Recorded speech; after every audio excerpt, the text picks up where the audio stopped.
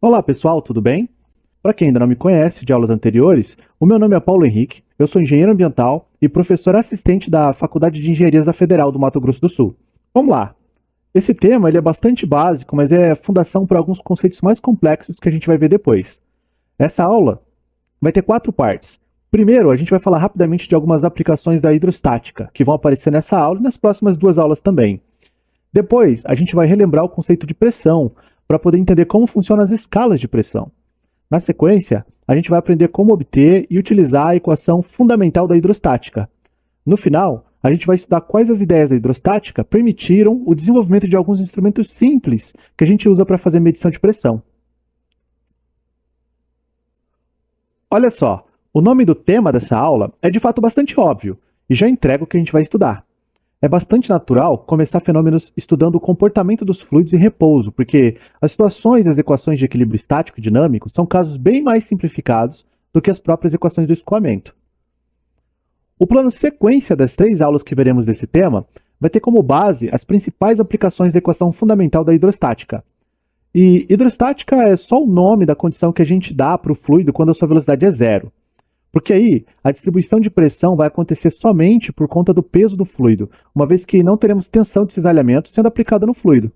Então, primeiramente, o que veremos ainda nessa aula serão as aplicações da equação em instrumentos simples de medição de pressão. Por simples, entendam que eu estou falando de instrumentos que não necessitam de aparatos elétricos ou eletrônicos. Com esses equipamentos, a gente consegue medir pressão atmosférica e também fazer algumas medidas pontuais de pressão e de diferença de pressão em tubulações que conduzem fluidos. Na próxima videoaula, que será a 4ª dessa playlist, dando continuidade nesse assunto, a gente vai falar sobre a distribuição de forças hidrostáticas em superfícies submersas. Vai ser a aula em que a gente vai estudar os princípios usados na engenharia para iniciar uma análise do equilíbrio em estruturas como, por exemplo, comportas e barragens. E para finalizar o assunto da hidrostática, no 5º vídeo dessa playlist, a gente vai conversar sobre a força de flutuação. As aplicações da força de flutuação estão relacionadas com o equilíbrio de plataformas e embarcações, por exemplo.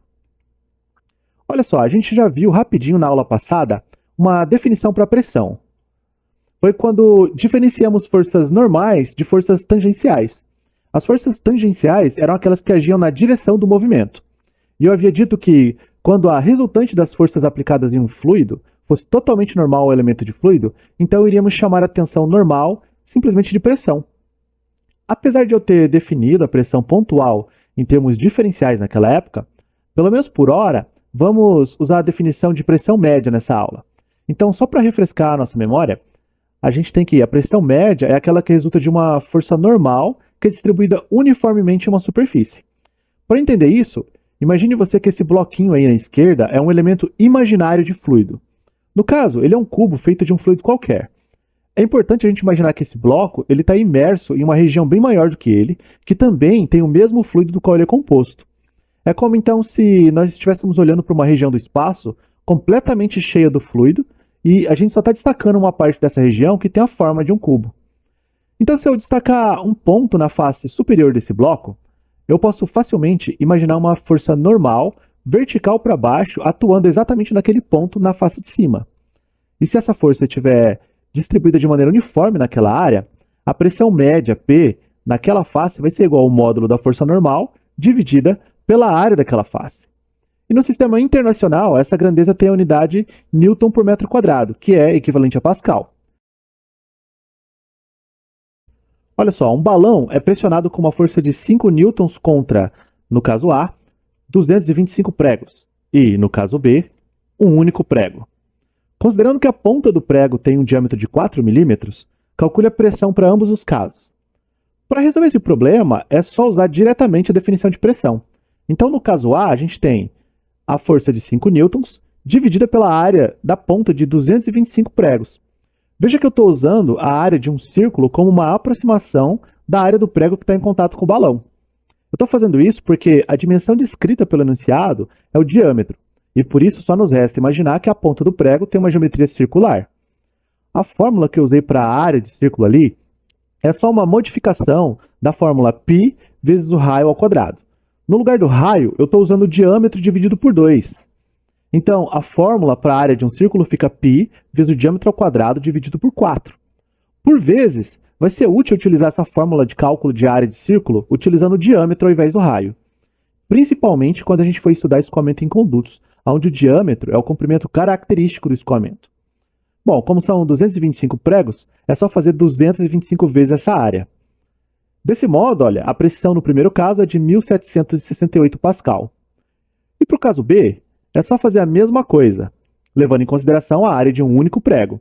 Assim, teremos que a pressão é 397.887 Pascal, o que faz todo sentido, já que a pressão ela é inversamente proporcional à área em contato com a força normal. Vamos dar uma olhada agora nesse belo garrafão de água fechado. Aqui fica fácil de notar que a água no garrafão está parada, e portanto ela está na condição que a gente mencionou anteriormente, que é a hidrostática. Agora vamos imaginar um ponto no interior do garrafão, na parte que tem água, obviamente. A gente pode pensar na pressão que a água no entorno desse ponto exerce sobre o próprio ponto. Por exemplo, se analisarmos a direção horizontal passando por um ponto, é preciso que uma força esteja agindo nessa direção. Afinal de contas, para que haja pressão, é preciso que uma força esteja sendo exercida, certo? No entanto, nós temos aqui uma condição hidrostática, porque o fluido está parado.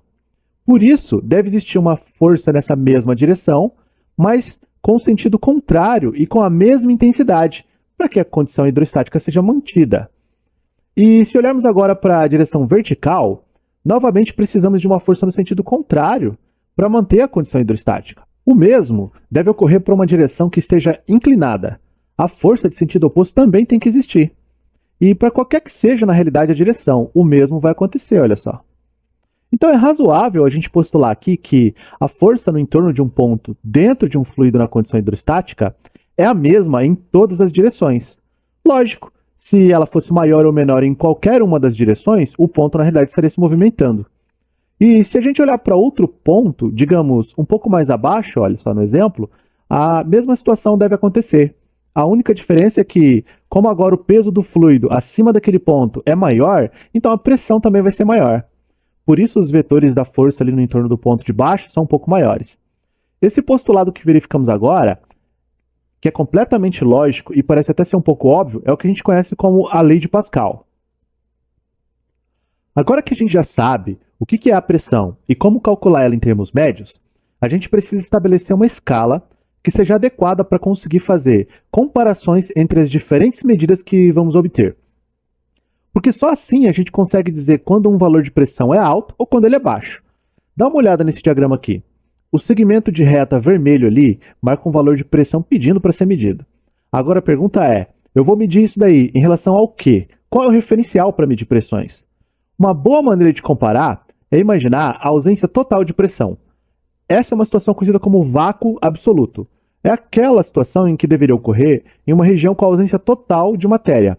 Na prática, é difícil achar um lugar assim, e para a engenharia isso sequer faz muito sentido. Como, no geral, a gente vai estudar problemas no nosso planeta, de forma natural, a gente não encontra isso com muita facilidade. Aí o que a gente faz é procurar uma alternativa para isso. Uma alternativa para isso é marcar um referencial com uma medida de pressão que seja maior que a do vácuo absoluto. E, é claro, qualquer medida de pressão é maior do que o vácuo absoluto. A ideia é usar um valor que seja fácil de obter e que seja prático. Para isso, é muito comum usarmos como referência a pressão atmosférica, que é simplesmente a pressão exercida pela massa de ar da nossa atmosfera sobre a superfície do nosso planeta. Agora, por que será que isso é prático? Como praticamente todos os problemas de engenharia que estudaremos estão do nosso planeta, então todos eles também estão submetidos à pressão atmosférica. Note que, pelo menos a pressão atmosférica tem como referência o vácuo absoluto. Mais tarde, ainda nessa aula, a gente vai ver como é que a técnica que a gente usa para medir ela de maneira confiável. Voltando agora para o nosso diagrama, essa diferença do vácuo absoluto até o nosso referencial prático, essa seta amarela aí, ó, é o que a gente chama de pressão atmosférica, é o P índice ATM. Agora, pensando no valor que pede para ser medido, se a gente conseguisse medir ele em relação ao vácuo absoluto, essa seta verde, de maneira conveniente chamaríamos ele de pressão absoluta, ou P índice ABS, ó, que é a medida do valor de pressão tomado na escala do vácuo absoluto.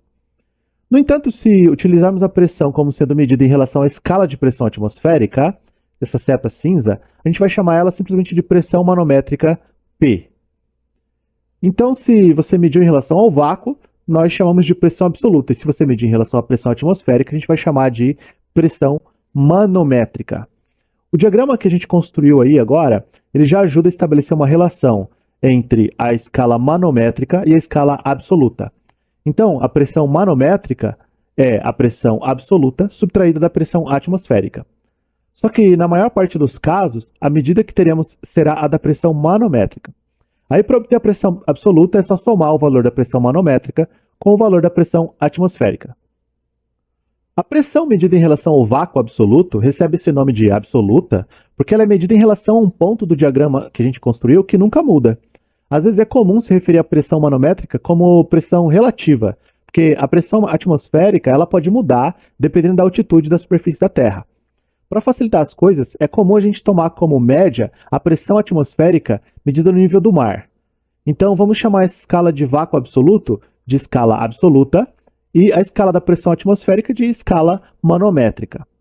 Para ter uma noção da magnitude do que é a pressão, especificamente a pressão atmosférica medida no nível do mar, vamos tentar imaginar uma balança para medir peso que tem uma base com exatamente 1 metro quadrado de área.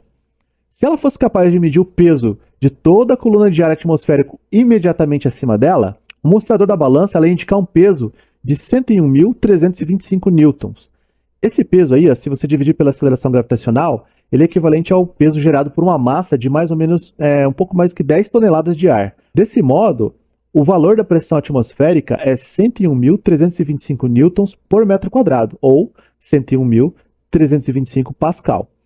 É comum a gente se referir a esse valor de pressão como uma atmosfera, ou abreviadamente 1 atm.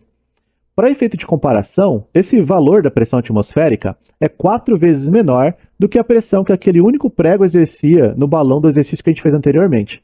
E olha que lá a força era só de 5 newtons, o que seria como se fosse uma massa de meio quilo em cima do prego. 1 atm é a pressão que uma fina camada de manteiga exerce sobre uma fatia de pão. Falando assim, parece até que a pressão atmosférica é tão pequena que não tem importância e não serve para nada, não é mesmo? Errado. A pressão atmosférica é suficiente para manter todos os seus fluidos corporais vitais dentro do seu corpo. Agora que a gente já sabe calcular a pressão média e já temos um referencial para fazer medidas de pressão, podemos passar a estudar quais são as expressões matemáticas que nos permitem determinar os valores para a pressão.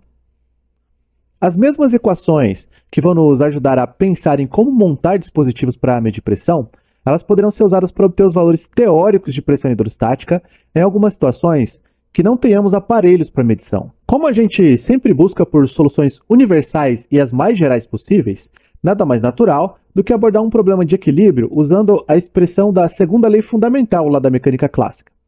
A expressão vetorial e já simplificada dessa lei fundamental está ali no canto superior direito. É uma relação direta entre as forças que agem na direção do movimento com a taxa de variação no momento do objeto que se move. Discutimos um pouco sobre isso lá no final da aula passada. E imagino que todos vocês já devem estar imaginando que para essa aula aqui, estudar a condição hidrostática através dessa lei é, em termos matemáticos, o mesmo que dizer que naquela expressão o vetor aceleração vai ser nulo. Por se tratar de uma equação vetorial, a gente vai analisar essa expressão nas 3 direções do espaço. Então, primeiramente, vamos aplicar essa equação no plano xy. Temos aqui então um sistema cartesiano tridimensional. Vamos colocar dentro desse sistema aquele cubo, que a gente imaginou como sendo feito de um fluido qualquer. A área de qualquer uma das faces desse cubo vai ser uma área A. Na direção x do sistema cartesiano, a face escondida do cubo está na posição x1 e a face que a gente consegue visualizar vai estar na posição x2. Levando em consideração que o fluido está parado, é razoável a gente assumir que somente agem forças de pressão na direção x. Isso quer dizer que, para que o cubo permaneça parado, é preciso que exista uma força normal à face em x1 e uma força normal à face em x2. Para facilitar a visualização, vamos olhar para uma vista frontal do plano zx. Essa vista aqui no canto superior direito. Aqui, o eixo y aponta para dentro do plano de observação. Então, colocando nesse diagrama as forças na direção x, vamos ter uma força atuando na face da esquerda, de posição x1, e uma outra força atuando na face da direita, na posição x2. E essas são as únicas forças nessa direção. Aplicando então a segunda lei de Newton, teremos que a soma vetorial dessas duas forças deve ser igual a zero. Isso porque a aceleração é nula. O sinal da força da esquerda é positivo porque tem a mesma direção do sentido positivo do eixo x. E a força da direita é negativa porque ela está no sentido contrário do eixo x. Se a gente lembrar agora da definição de pressão, a gente pode relacionar o módulo dessas forças com a pressão que resulta delas. Desse modo, a gente pode relacionar as forças normais Fx1 e Fx2 com a pressão e a área nas suas respectivas faces. Vamos substituir na nossa expressão as forças pelos produtos de pressão por área, sendo P1 a pressão referente à força 1 e P2 referente à força 2. Note que não foi preciso indicar as áreas como A1 e A2, por exemplo, porque de qualquer forma elas são iguais. Agora, o que eu posso fazer é dividir toda essa equação pelo valor da área A com a intenção de simplificar essa expressão. Isso porque a área aparece em todos os termos do lado esquerdo da equação e o lado direito dela é igual a zero. Assim fica a expressão simplificada. Isso é um forte indicativo de que a geometria do elemento de fluido não importa no resultado que a gente vai obter. Na realidade, a gente podia ter usado qualquer outra forma geométrica arbitrária, e nós teríamos um pouco mais de trabalho, mas a gente ia chegar no mesmo resultado. Resultado que nos diz que a pressão na face esquerda é igual à da face direita. Isso é um resultado muito importante, porque acabamos de mostrar que a pressão ela não depende da direção x. Ao avançarmos uma distância arbitrária na direção x, a pressão continua a mesma. E o que é muito importante é que nós iremos obter exatamente o mesmo resultado ao fazer isso para a direção y, o que significa que a pressão não só não varia em x, como ela não varia em pontos que estejam em um mesmo plano que seja paralelo ao plano xy. Se pegarmos esse plano, que contém a face de baixo do cubo, por exemplo, nele, se a pressão for, digamos, 100 newtons por metro quadrado, então qualquer outro ponto nesse plano vai ter um valor de 100 newtons por metro quadrado de pressão. Assim como qualquer ponto nesse outro plano aqui, teria algo como, digamos, 200 newtons por metro quadrado, e nesse outro, algo como 250 newtons por metro quadrado. Note que a pressão ela pode ser diferente entre dois planos diferentes, distantes um do outro no eixo z, mas em um mesmo plano, a pressão é sempre igual. E agora a gente vai ver justamente o porquê essa variação no eixo z acontece. Vamos novamente usar aquele cubo de fluido, mas agora analisando o que acontece na terceira direção, a do eixo z. Com a face inferior do cubo na posição z1 e a face superior na posição z2. Nesse caso, além das forças de pressão nas faces do cubo, teremos também a força peso atuando no centro de gravidade do elemento de fluido. Agora, destacando o plano zx no canto superior direito, para analisar essas forças, teremos então a força de pressão na face superior, na posição z2, a força de pressão na face inferior na posição z1 e o peso W no centro de gravidade desse bloco. Eu chamei o peso de W porque assim a gente não confunde com a pressão. Dessa forma, a segunda lei de Newton na direção z, ela fica assim. A soma vetorial, já na forma escalar dessas três forças, é o que a gente vê ali no lado esquerdo dessa equação. Lembrando que a força de pressão é o produto da pressão pela área, e que a força-peso é o produto da massa do bloco pela aceleração da gravidade, essa vai ser a nossa nova forma de equação. Agora, não é interessante a gente trabalhar em fluidos diretamente com o conceito de massa. A gente tem um conceito fundamental mais apropriado para essa situação, a massa específica. De modo que a massa do cubo é o produto da massa específica do fluido pelo volume do cubo. E essa última relação nós substituiremos no lugar da massa na equação da segunda lei de Newton. E a equação ela vai ficar com a seguinte forma. Escrevendo nessa equação uma forma mais apropriada para o volume, nós temos que o volume do cubo é a área da face vezes a altura. E nesse caso, podemos tomar a altura como sendo exatamente a diferença Z2 menos Z1.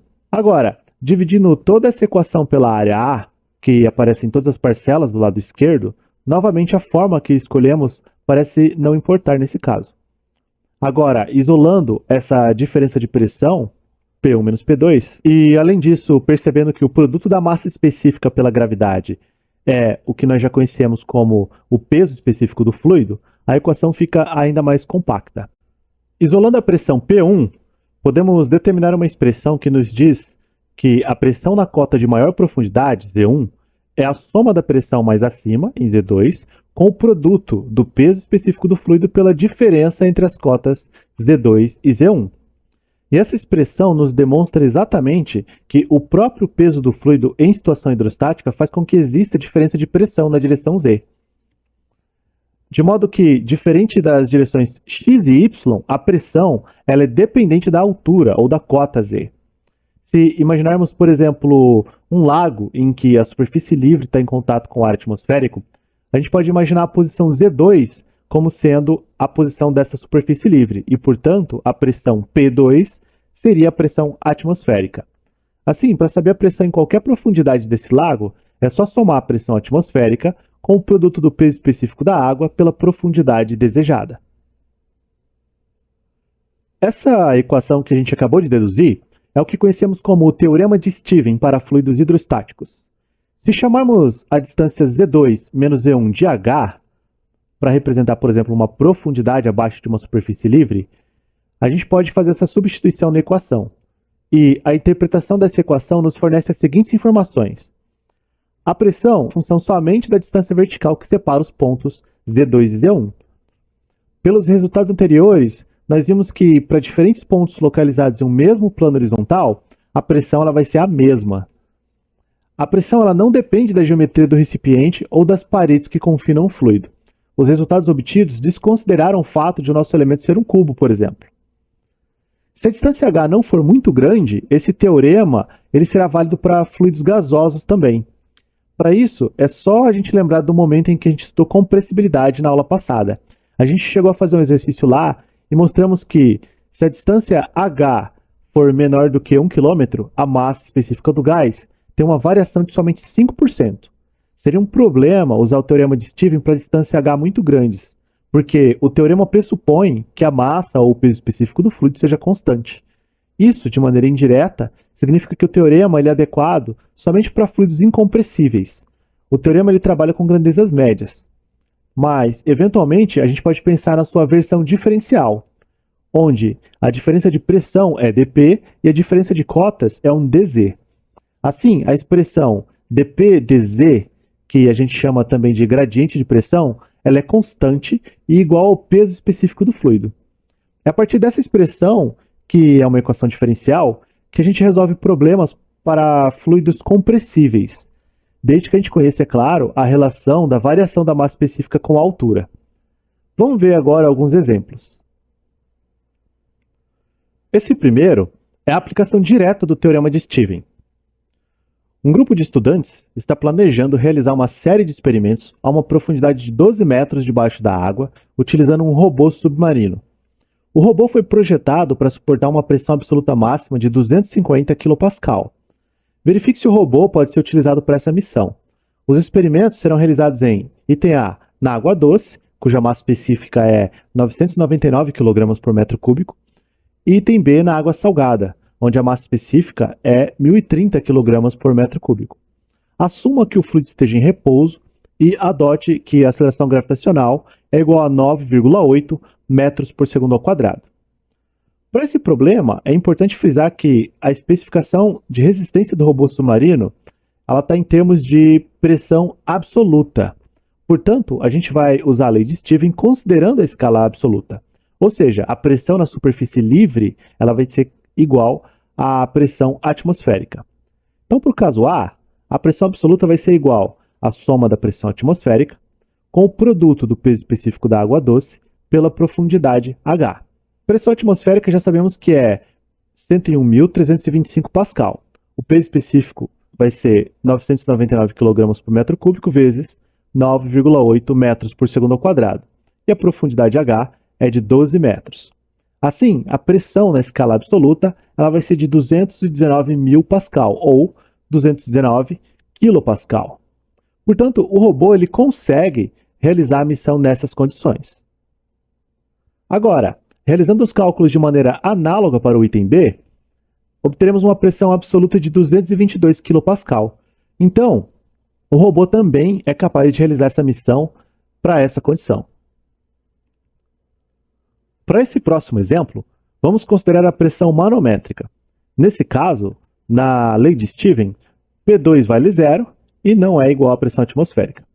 Assim, a gente pode introduzir um conceito muito útil para escoamento de fluidos em tubulações, que é o conceito de carga de pressão. O conceito surge quando a gente isola a profundidade H do teorema de Stevens. Desse modo, a gente vai ter que H é igual à pressão dividida pelo peso específico do fluido. A unidade da carga de pressão é o metro.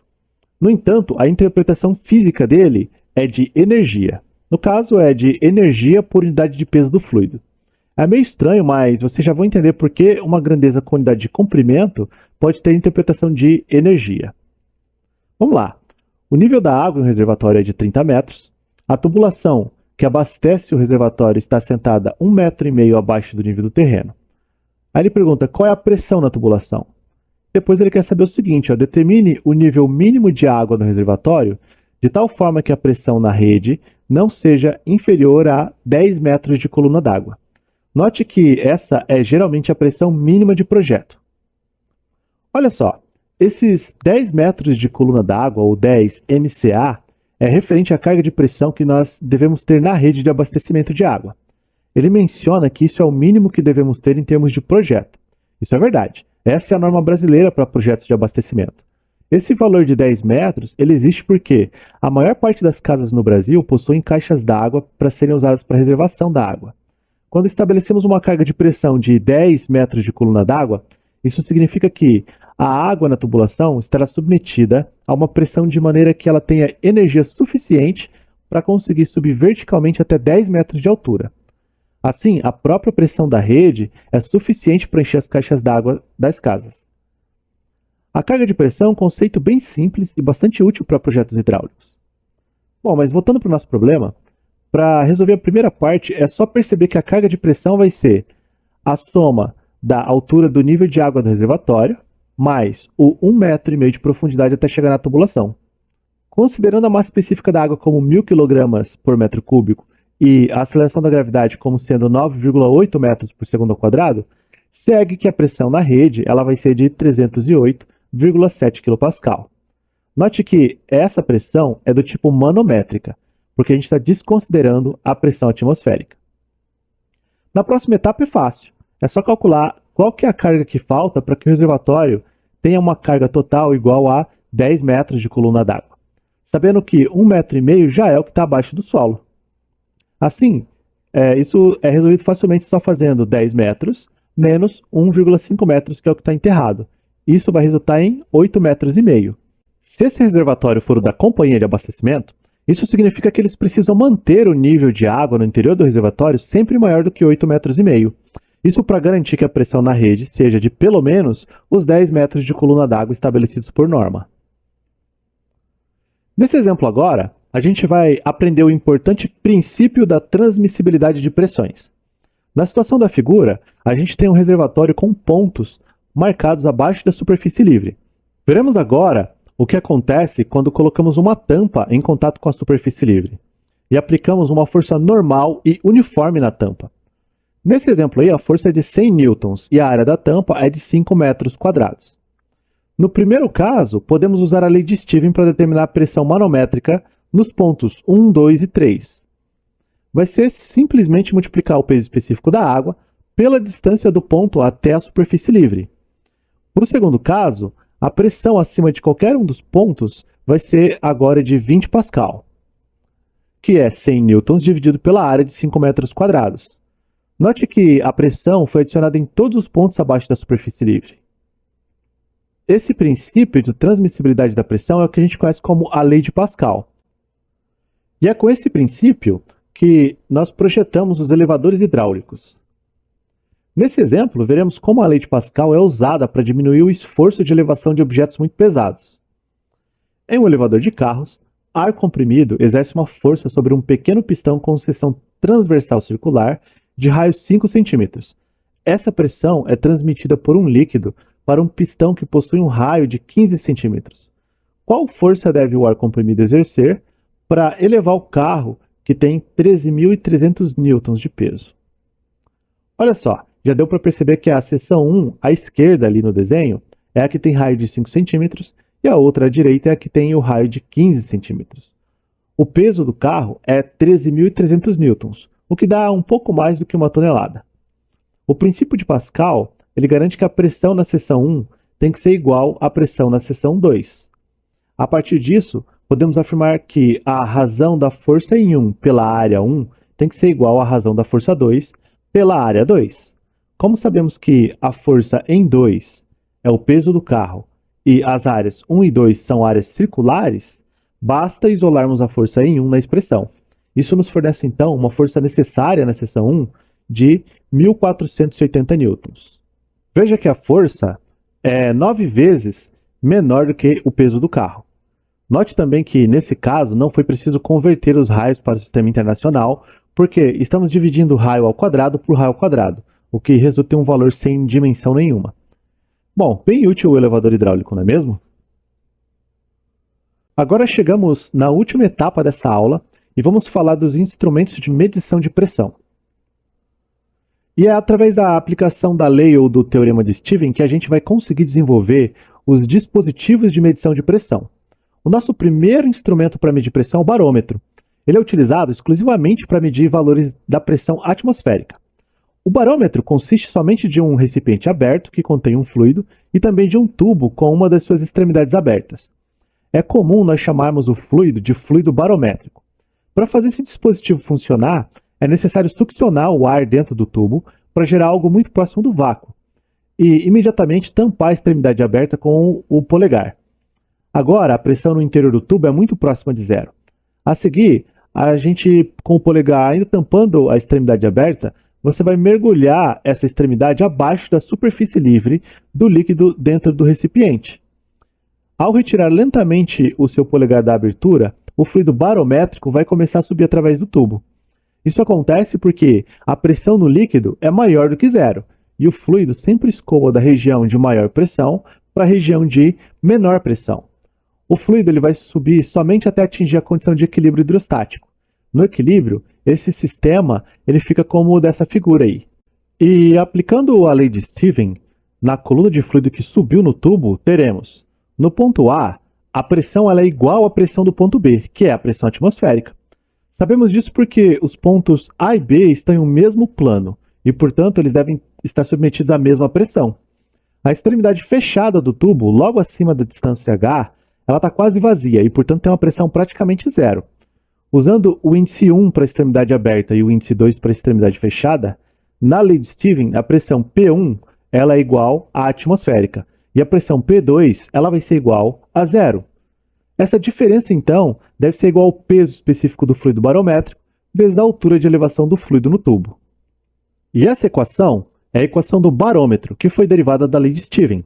A pressão atmosférica será o peso específico do fluido, γ, vezes a altura de elevação, h. Veja só esse exemplo. Podem ser utilizados diferentes fluidos no barômetro. Para qual dos seguintes fluidos a coluna de fluido no barômetro vai ser a maior? Para o mercúrio, cujo peso específico é de 13.550 newtons por metro cúbico. Para a água, cujo peso específico é 9.980 newtons por metro cúbico. Para a gasolina, cujo peso específico é 6.800 newtons por metro cúbico. Ou para o óleo, cujo peso específico é de 8.700 newtons por metro cúbico. Para isso, vamos pensar em termos de carga de pressão. Porque já vimos que a altura de elevação é algo importante no barômetro. Como a altura de elevação é inversamente proporcional ao peso específico, o fluido com menor peso específico vai produzir um maior valor para H. Nesse caso, é a gasolina. Daí, a gente já imagina que é uma péssima ideia usar fluidos de baixo peso específico como fluidos barométricos, pois isso nos faria ter de usar um tubo muito grande. Nesse caso, o mercúrio ele é um melhor candidato a fluido barométrico. E é o que a gente vai ver no exemplo a seguir. Olha só, o mercúrio ele é utilizado como fluido em um barômetro. Calcule a altura barométrica H ao nível do mar. Considere a pressão atmosférica como sendo 101.325 Pascal e o peso específico do mercúrio como sendo 133.100 newtons por metro cúbico. Aplicando o conceito de carga de pressão, na equação do barômetro, teremos que a altura é o valor da pressão atmosférica dividido pelo peso específico do mercúrio, resultando em uma altura H de 0,76 metros. O símbolo de aproximação ali é só para lembrar que isso pode mudar por conta do lugar onde você usa o barômetro. Esse valor aí é o que você obtém ao nível do mar. Por esse motivo, essa é uma outra forma de se referir à pressão atmosférica. Um atm é o mesmo que 760 milímetros de mercúrio, que é 101.325 Pascal. Dessa maneira, fica fácil realizar essas conversões quando for necessário. Se você clicar nesse link que vai aparecer aqui agora, você vai poder assistir um vídeo de demonstração do funcionamento de um barômetro de mercúrio. O link ele vai estar na descrição da videoaula também. O nosso próximo equipamento ele é o manômetro, que, como o próprio nome diz, nos permitirá realizar a medição de pressões na escala manométrica. Existem dois tipos de manômetros. O primeiro tipo, que é o mais simples, a gente chama de piezômetro. O outro, que veremos logo mais, a gente chama de manômetro mesmo. O piezômetro ele é somente um tubo com duas extremidades abertas. Ele basicamente vai servir para medir a pressão em tubulações que conduzem fluido sob pressão. A gente diz que o fluido em um tubo está pressurizado quando a pressão dele é sempre maior que a pressão atmosférica. Esse primeiro desenho do piezômetro, mais à esquerda e mais atrás, ele confunde muita gente. Tem gente que pensa que a região circular ali é uma espécie de bulbo, mas não é. Aquilo é a vista frontal de uma tubulação. E a tubulação está associada a um piezômetro. No segundo desenho, temos a vista lateral do conjunto tubulação mais piezômetro. Como ele é um instrumento muito simples, ele apresenta algumas desvantagens. Se a pressão for muito alta, vai ser preciso que um piezômetro seja muito grande. Olha só, a carga de pressão de elevação nesse exemplo 7. Um cálculo rápido e aproximado nos permite verificar isso. Em uma rede de abastecimento de água, a gente tem que ter uma pressão mínima de funcionamento de 10 a quinta Pascal. A gente já viu isso no exemplo anterior. Como o peso específico da água é 10 a quarta newtons por metro cúbico, isso resulta em uma carga de pressão de 10 metros de coluna d'água. Quer dizer, um piezômetro ele vai ser de pouca praticidade em se tratando de medir a pressão em redes de abastecimento de água. Também não dá para medir a pressão em tubos que conduzem gases, porque o gás ele simplesmente escaparia pelo piezômetro. E não é possível medir pressões negativas, porque o fluido ele simplesmente não iria se elevar no piezômetro. Por esse motivo, o manômetro em U é um pouco mais adequado para corrigir algumas dessas falhas. A ideia agora é que o tubo manométrico, que vai ser acoplado à tubulação pressurizada, tem a forma da letra U. Aqui está o conduto com o fluido escoando com pressão que desconhecemos. Nesse nosso desenho é o fluido de cor azul, cuja massa específica é ρ1. Um dos ramos do manômetro precisa estar conectado ao tubo pressurizado e o outro ramo ele tem que estar aberto para a atmosfera. Para evitar o contato do fluido que escoa no tubo com o ar atmosférico, a gente vai usar um fluido líquido auxiliar que chamamos de fluido manométrico. A massa específica do fluido manométrico é ρ2. Uma característica importante do fluido manométrico é de que ele e o fluido do conduto sejam immiscíveis. Com isso, agora já vamos conseguir medir a pressão, se no tubo a gente tiver um gás escoando, por exemplo. Vamos usar os conhecimentos que temos até agora para determinar uma expressão para calcular a pressão no interior da tubulação. Digamos que lá no ponto A, que é exatamente no eixo do tubo, a pressão média seja uma pressão P qualquer. E é essa pressão que a gente quer determinar. Usando o princípio de que pontos no mesmo plano horizontal têm a mesma pressão, podemos ir através da primeira parte do manômetro, do ponto A até o ponto B, como indicado por essa seta verde aí, ó. E sabemos que em B a pressão é a mesma que em A, e portanto ela vai ser igual a P também. Continuando pelo manômetro, só podemos agora descer verticalmente do ponto B para o ponto C. Agora, usando a lei de Steven, a pressão em C deve ser igual à soma da pressão em B, que vale P, com a pressão da coluna vertical de líquido azul, que será o peso específico do líquido azul, vezes a distância de B até C, que indicamos ali mais à direita por H1. Agora note que os pontos C e D eles estão no mesmo plano horizontal. E como abaixo desse plano temos o mesmo fluido, que é o manométrico, é de se esperar que as pressões em C e D sejam iguais. No entanto, vamos fazer o seguinte, vamos partir do ramo aberto para a atmosfera, lá no manômetro, que é o ponto E, para obter a pressão em D através daquele caminho. Então sabemos que a pressão em E é a pressão atmosférica. Desse modo, descendo verticalmente de E até D, devemos ter em D uma pressão que é a atmosférica, somada com a pressão da coluna de líquido manométrico, que é o peso específico do líquido cinza, vezes a distância de ETD, que a gente indicou ali mais à direita como sendo H2. Como as pressões em C e D devem ser iguais, a seguinte equação que aparece ali em cima agora, ela é verdadeira. Note que, se nessa equação nós conhecemos o peso específico do fluido que escoa e do fluido manométrico, se nós medirmos as distâncias H1 e H2 e já de posse do valor da pressão atmosférica, facilmente a gente consegue calcular a pressão P, que é a pressão no interior do conduto. Existe um algoritmo prático para escrever a expressão que determina essa pressão P, caminhando do ponto A até o ponto E em uma única direção. Para isso, vamos utilizar o princípio da soma vetorial de pressões, levando em consideração o teorema de Stevens. Desse modo, quando a gente se deslocar na horizontal, a pressão ela sempre vai permanecer inalterada. Quando a gente caminhar na direção vertical para baixo, nós somaremos as pressões das colunas de fluidos. E quando caminharmos na direção vertical, para cima, subtrairemos as pressões das colunas de fluidos. No final, essa soma sucessiva ela deve se igualar à pressão atmosférica para que a gente possa fechar a equação. É razoável assumir que a direção vertical para baixo tenha pressões positivas, porque nesse caso a pressão ela aumenta na mesma direção da aceleração da gravidade. Olha só como fica esse princípio para o manômetro aí da figura. Eu vou anotar a equação passo a passo naquele quadrado azul que está vazio ali embaixo. A pressão em A no eixo da tubulação é P. De A até B, a pressão permanece igual a P, porque a gente está fazendo um deslocamento na horizontal. De B para C, somamos a pressão da coluna do líquido azul, pois caminhamos na vertical para baixo. Agora vamos do ponto C para o ponto D, e como caminhamos na direção horizontal, a gente não faz nada com a equação. Note que eu não precisei usar o caminho que conecta os pontos C e D através do fluido manométrico. Isso porque a pressão que eu somaria do lado esquerdo seria igual à pressão que eu subtrairia do lado direito, sendo que no final isso ia dar zero.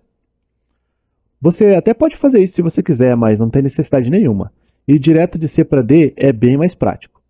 Agora vamos de D para E, subtraindo a pressão da coluna de fluido manométrico. Isso porque nos deslocamos verticalmente para cima. Isso tudo finalmente tem que ser igual à pressão atmosférica. E essa é, portanto, a equação do manômetro. Agora vamos finalizar essa aula com dois exemplos para fixar esse conhecimento da equação do manômetro. Esse aqui é um teste para ver se a gente realmente entendeu o conceito.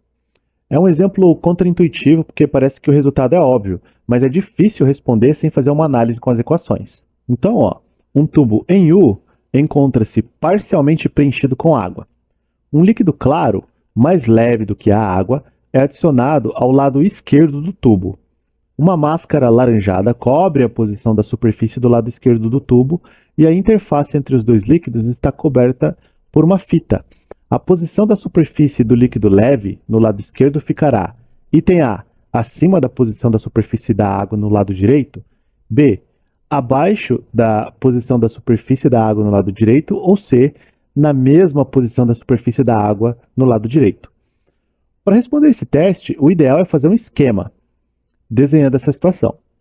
O desenho que foi feito aí do tubo em U, ele contém do lado esquerdo, na cor azul, o líquido adicionado, que é o que é supostamente mais leve do que a água. Arbitrariamente, o desenho já supõe que a superfície está acima da superfície da água. Caso essa suposição esteja errada, os cálculos eles devem demonstrar que ela deveria ser uma altura menor ou igual à da superfície da água. De qualquer forma, pelo esquema desenhado, os pontos A e B que estão no mesmo plano horizontal, eles devem ter a mesma pressão. No ponto A, a pressão manométrica é a pressão devido à coluna de líquido azul, que é o peso específico do líquido azul vezes a altura do líquido azul, que chamamos de HA. E no ponto B, será a pressão devido à coluna do líquido amarelo, que nesse caso é a água, sendo igual ao peso específico do líquido amarelo multiplicado por HB. Manipulando essa expressão para deixar os pesos específicos do lado direito e as alturas do lado esquerdo, a gente pode avaliar ela. Como o líquido azul tem peso específico menor do que o líquido amarelo, a fração do lado esquerdo da expressão é um número maior do que 0 e menor do que 1. Dessa forma, a fração do lado direito também é um número maior do que 0 e menor do que 1. indicando então que a altura HB ela é menor do que a altura HA. Logo, a superfície livre do líquido do lado esquerdo do tubo ela está acima da superfície livre do líquido do lado direito do tubo. Segue então que a resposta correta é a alternativa A. Geralmente, o senso comum faz com que os alunos respondam imediatamente a alternativa B, pois eles raciocinam que a adição de líquido do lado esquerdo provoca o deslocamento da água do lado direito por conta da adição de mais líquido. Nesse último exemplo, nós vamos usar um manômetro associado a um equipamento que se chama tubo de Venturi. Aqui temos a vista de um corte de um tubo de Venturi para podermos visualizar como é o seu interior. O vento ele vai passar pelo interior do conduto nessa direção aqui. Na parte superior do tubo de Venturi, há duas tomadas de pressão, aonde serão conectadas as extremidades do manômetro.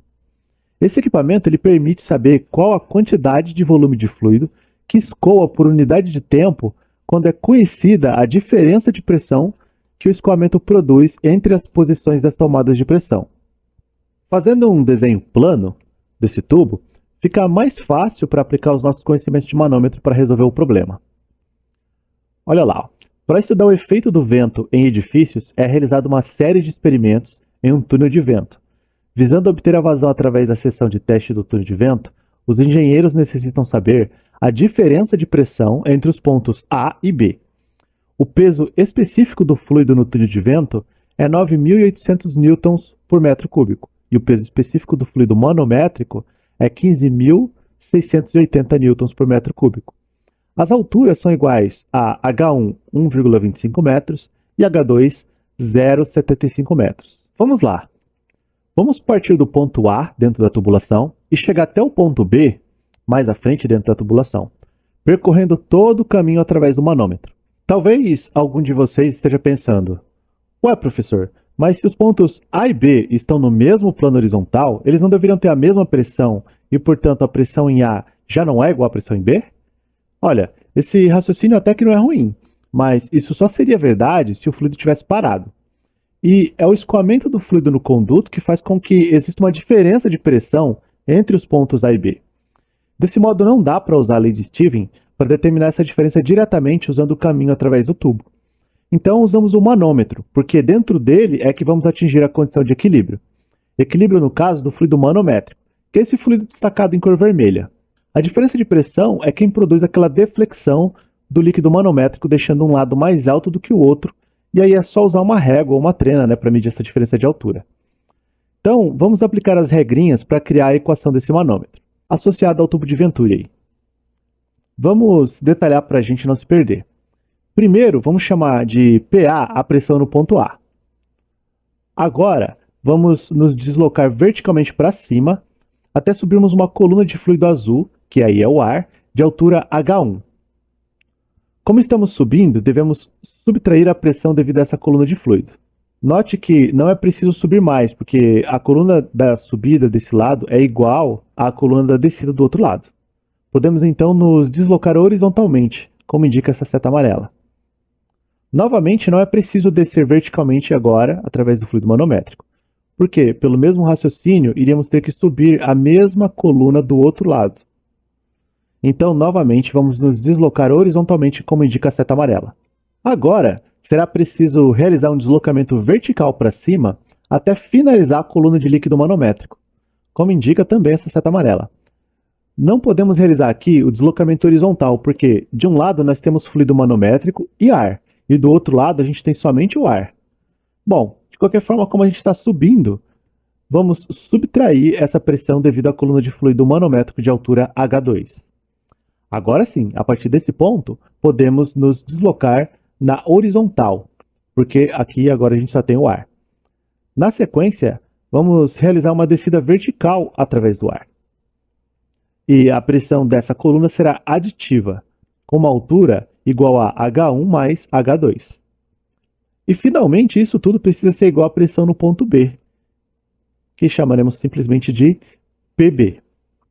Perceba agora que esse termo e esse termo são iguais e com sinais contrários, e portanto somados vão ser iguais a zero.